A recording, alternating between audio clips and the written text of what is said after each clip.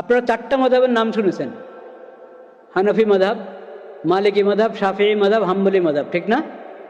এই চার মাযহাব চার ফিরকা না। এই চার মাযহাব হলো আহলুস সুন্নাত ওয়াল জামাত, একটা ফিরকা। আহলুস সুন্নাত ওয়াল জামাত আসলে ফিরকা বলা যায় না, আহলুস সুন্নাত ওয়াল জামাত হলো মূলধারা, যেটা সাহাবায়ে কেরাম থেকে চলে আসছে। ওই মূলধারাটা হলো আহলুস সুন্নাত ওয়াল জামাত। ওই আহলুস সুন্নাত ওয়াল জামার মধ্যে হলো চারটা মাযহাব। প্রত্যেক মাযহাবের অনুসারীরাই আহলুস সুন্নাত ওয়াল জামাতের লোক।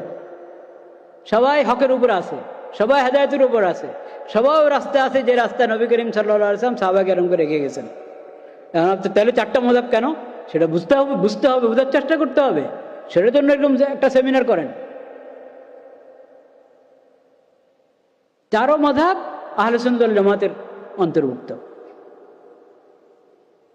আর ফিরকা আহলে সুন্নাত ওয়াল জামাতের বাইরে, আহলে সুন্নাতের রাস্তা থেকে যারা বিচ্ছিন্ন হয়ে গেছে, আলাদা হয়ে গেছে, সেগুলো হলো ফিরকা। খারেজি ফিরকা, মুতাজিলি ফিরকা, শিয়া ফিরকা।